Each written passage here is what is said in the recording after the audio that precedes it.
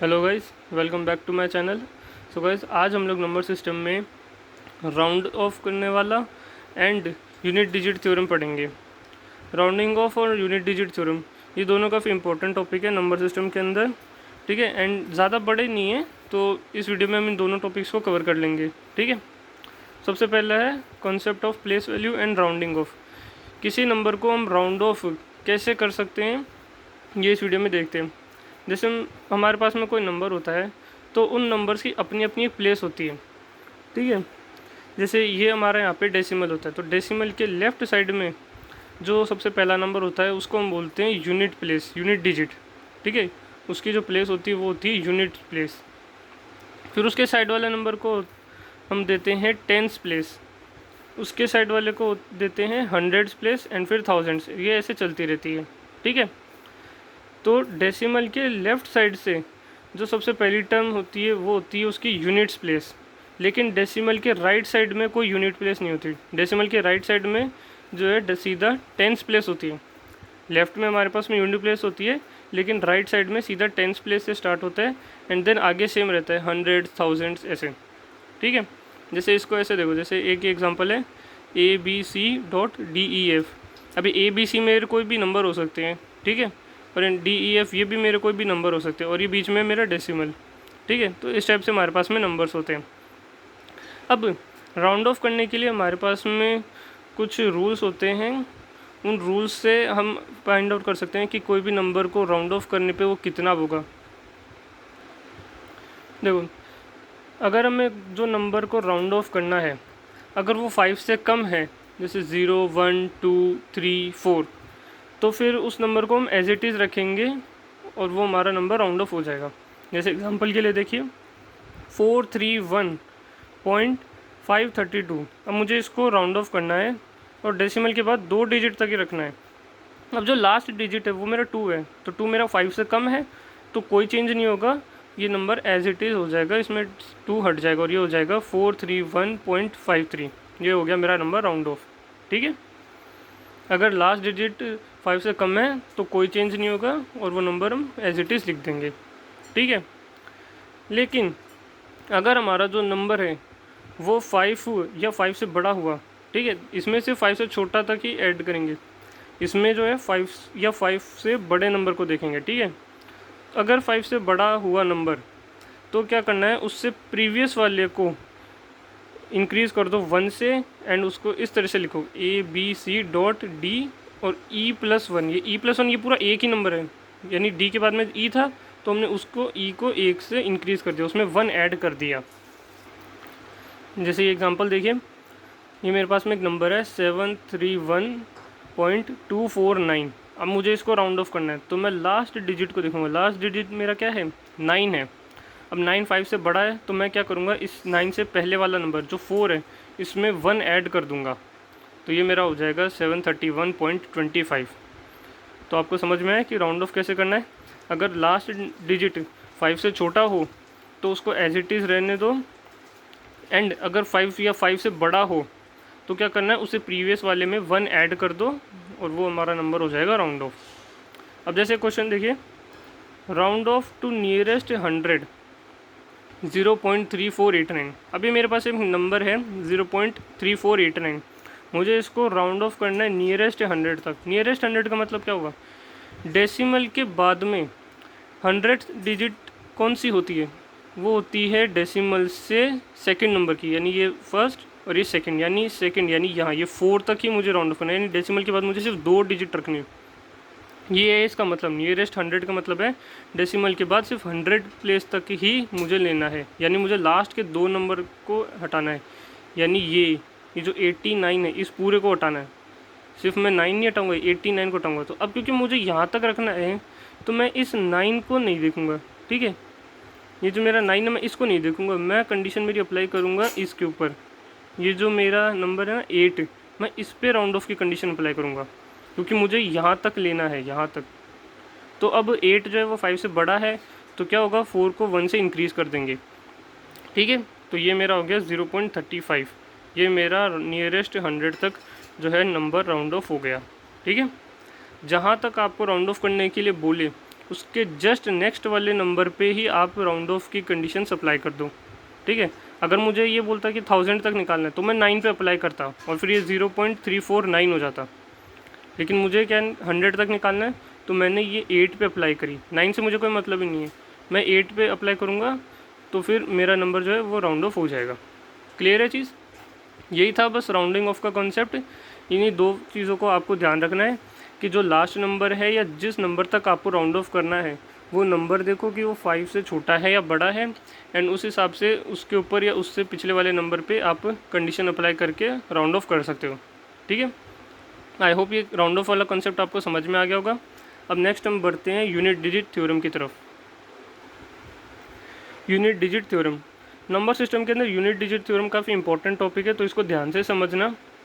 Unit digit theorem क्या होती है कि जैसे मेरे पास कोई भी नंबर्स हैं, चाहे 2 हो 4 हो कितने भी नंबर हो, यूनिट डिजिट थ्योरम कहता है कि अगर मैं कुछ नंबर्स को मल्टीप्लाई करता हूँ तो उनके मल्टीप्लाई करने के बाद जो मुझे नंबर मिलेगा उसकी यूनिट डिजिट क्या होगी, उसकी लास्ट नंबर क्या होगी। पूरे नंबर से मुझे कोई मतलब नहीं है। जैसे यहाँ पे मेरे पास में है 45 × 22, अब ये कितने डिजिट का नंबर मिलेगा मुझे नहीं पता, क्या नंबर आएगा मुझे नहीं पता, पर मुझे ये पता करना है कि इनकी जो यूनिट डिजिट है, लास्ट डिजिट है, वो क्या आएगी। अब यहाँ तो मुझे दिख रहा है कि लास्ट डिजिट निकालने के लिए क्या करूँ, जो भी नंबर है उनके लास्ट डिजिट्स को मैं मल्टीप्लाई कर देता हूँ। भाई 5 × 2 कितना होगा 10, तो 10 का लास्ट डिजिट क्या है 0, तो मेरे पास जो भी ये नंबर आएगा उसका लास्ट डिजिट यूनिट डिजिट जो है वो 0 होगा। अब यहाँ तो मेरे पास में ये 2 नंबर्स थे तो मैंने पता कर लिया। अब जैसे ये ज़्यादा नंबर्स है तब मैं क्या करूँगा, तब भी मैं सिर्फ लास्ट डिजिट को देखूँगा, क्योंकि मुझे यूनिट डिजिट निकालना है। पूरे नंबर से मुझे कोई मतलब नहीं है, मैं सिर्फ यूनिट डिजिट निकालने के लिए हर नंबर की यूनिट डिजिट को देखूँगा। जैसे ये 2 नंबर है 148 × 149, इन दोनों को मल्टीप्लाई करता हूँ तो यहाँ पे 8 है, यहाँ पे 9 है, 8 9 जा 72, इसका लास्ट डिजिट क्या है 2, तो मैं 2 ले लिया। 7 से मुझे कोई मतलब नहीं है, मुझे सिर्फ यूनिट डिजिट निकालनी है। अब इन दोनों को मल्टीप्लाई करते हुए ये 1 है ये 2 है, दोनों को मल्टीप्लाई करेंगे तो यहाँ पे भी 2 आ गया। ये 153 में 3 है लास्ट, तो ये 3 आ गया। अब ये 3 नंबर्स हैं, इन तीनों को मल्टीप्लाई करते 2 2 जा 4, 4 3 जा 12, तो 12 का लास्ट डिजिट 2, तो यानी जो भी नंबर मेरे पास यहाँ आएगा ये 148 149 151 152 153, इन सब नंबर्स को मल्टीप्लाई करके जो भी मेरे पास में बड़ा सा नंबर आएगा जो मुझे नहीं पता क्या है, उसका यूनिट डिजिट वो होगा 2, ठीक है। लास्ट जो डिजिट है वो मेरे पास में 2 होगा। अब ये तो मैंने निकाल लिया कि भाई मेरे पास अगर कुछ नंबर्स हैं उनके लास्ट डिजिट को मल्टीप्लाई करके मैंने फाइंड आउट कर लिया कि मेरा जो फाइनल आंसर आएगा उसका यूनिट डिजिट क्या होगा। लेकिन अगर मान लो मुझे ऐसे दे दे तो 257 और इस पूरे की पावर 8345। अब सर 253 की पावर 8345, अगर 257 है इसका स्क्वायर होता तो इसका मतलब होता है कि 257 को मुझे 2 बार मल्टीप्लाई करना है, लेकिन यहाँ पे तो 8345 मतलब कितनी बार मल्टीप्लाई करते रहना है। मुझे तो यही नहीं पता कि इसमें डिजिट कितने आएंगे फाइनल आंसर में, तो मैं उसका यूनिट डिजिट तो कैसे ही निकालूंगा।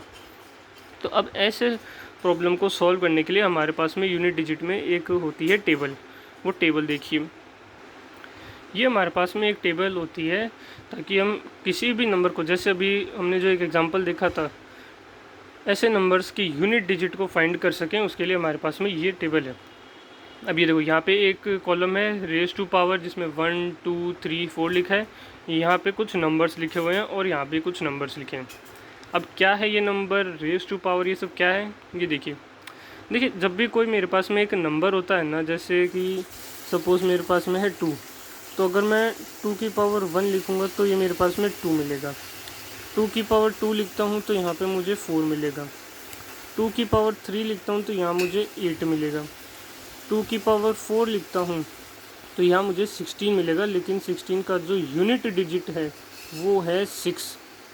अब ये देखो, ये 2 है, ये रेज़ टू पावर यानी ये इनकी जो पावर है ये रेज़ टू पावर यानी 1। 2 की पावर 1 क्या आया 2, तो ये मेरा यहाँ पे 2 आ गया। 2 की पावर 2 यानी कि क्या है 4, तो ये मेरा 4 आ गया। 2 की पावर 3 कितना होता है 8, तो ये मेरा 8 आ गया।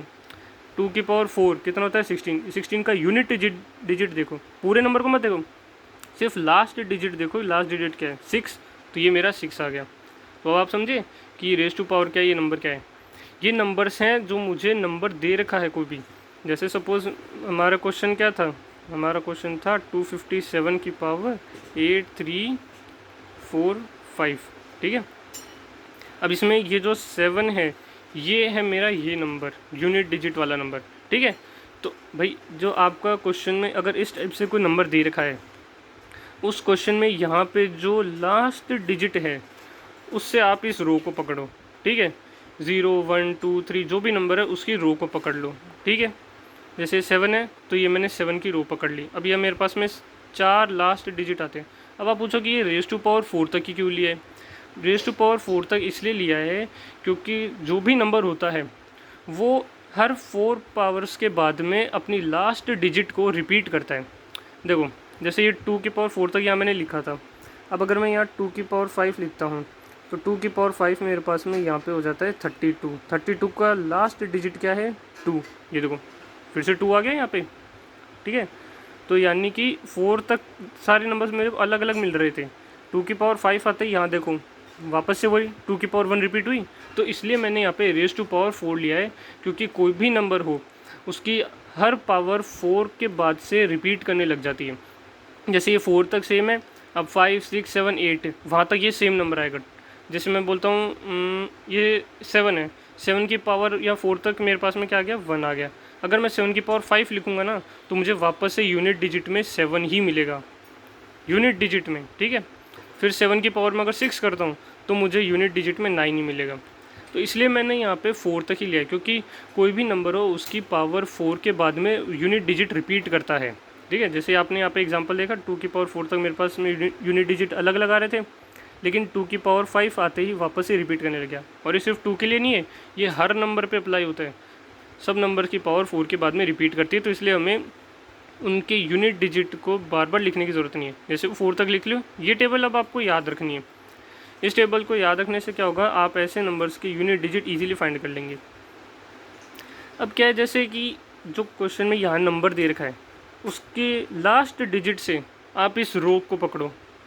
जैसे लास्ट डिजिट क्या है 7, तो यहाँ से मैं 7 की रो पकड़ूंगा ये वाली, ठीक है। तो ये मेरी 7 की रो हो गई। अब जो पावर है, पावर से हम कॉलम नहीं देखेंगे, हम क्या करेंगे जो पावर है उस पावर को करेंगे 4 से डिवाइड।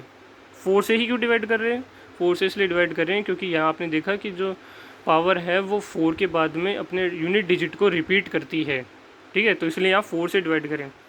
अब जब मैं इसको 4 से डिवाइड करूँगा तो मुझे कुछ क्वोशंट मिलेगा। क्वोशंट से मुझे कोई मतलब नहीं, मुझे मतलब है रिमाइंडर से। जब मैं इसको डिवाइड करता हूँ तो मेरे पास में रिमाइंडर क्या मिलेगा मुझे, ठीक है। 4 से डिवाइड करने पे मुझे या तो रिमाइंडर 1 मिलेगा, 2 मिलेगा, या फिर 3 मिलेगा, या 0 मिलेगा। 0 क्यों मिलेगा, क्योंकि 4 आती तो पूरी डिवाइड हो जाएगा, तो वहाँ पे रिमाइंडर मेरे को क्या मिलेगा 0 मिलेगा, ठीक है। तो इसलिए मैंने यहाँ पे ये 4 रिमाइंडर्स लिए हैं। अब मैं क्या करता हूँ कि मैं इस टेबल के ऊपर ये लिख लेता हूँ रिमाइंडर, रेज़ टू पावर ना लिखे मैंने उसके ऊपर लिख लिया रिमाइंडर। अब ये रिमाइंडर लिखने से क्या हुआ, रिमाइंडर लिखने से मैंने ये नंबर दे दिए।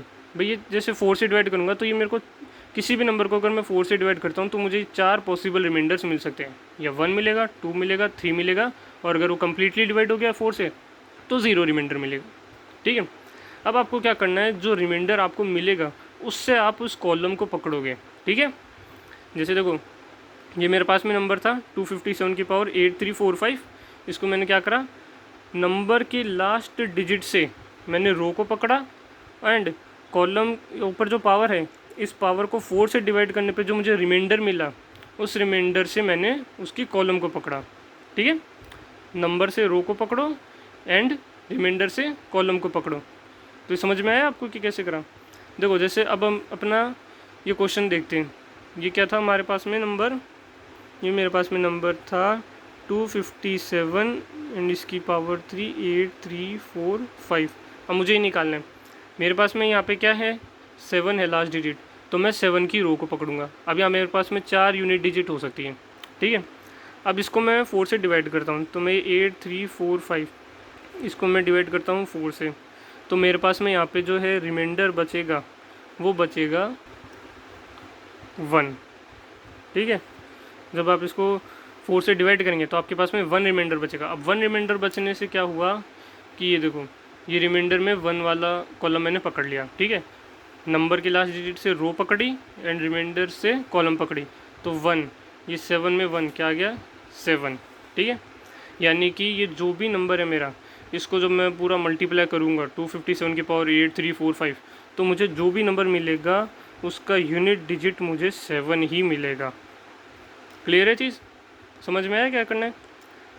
नंबर के लास्ट डिजिट से रो को पकड़ो एंड जो पावर है उसको 4 से डिवाइड करके जो आपका रिमाइंडर आया उससे आप कॉलम को पकड़ो, ठीक है।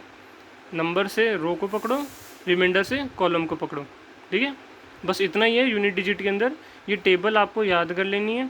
याद भी नहीं करो तो देखो इजी है टेबल। जैसे 0 है, 0 की पावर आप कुछ भी दे दो वो 0 ही आएगी, 1 की पावर कुछ भी दे लो 1 ही आएगी, ठीक है। अब जैसे 4 है, 4 की पावर में 4 6 4 6 4 6 का पैटर्न चल रहा है।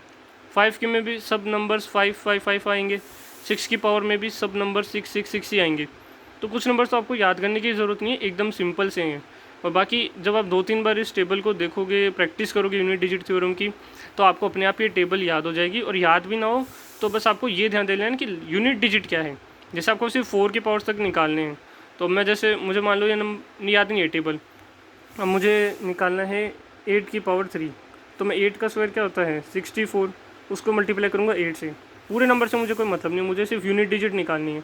तो यूनिट डिजिट निकालने के लिए मैं क्या करूँगा, मैं ये देखूँगा 8 4 जो होता है 32, 32 का यूनिट डिजिट होता है 2, तो ये मेरे पास में यूनिट डिजिट निकल के आ गई। ये लो 8 की पावर 3, तो ये 8 इसकी पावर 1 2 3, ये 2 आ गया, ठीक है। तो ये टेबल याद करने की भी ज़रूरत नहीं है, इस तरह से निकाल सकते हो। बट अगर आप ये याद कर लो तो और बढ़िया है, ठीक है। अब ये इजी इसलिए है क्योंकि बस आपको यूनिट डिजिट निकालनी है, आपको सिर्फ यूनिट डिजिट से मतलब है, पूरे नंबर से कोई मतलब ही नहीं है। तो वही चीज़ मैंने यहाँ पे करी है, ठीक है। इतना ही था यूनिट डिजिट का कॉन्सेप्ट। आई होप आपको ये राउंडिंग ऑफ वाला एंड यूनिट डिजिट थ्योरम आपको समझ में आ गया होगा।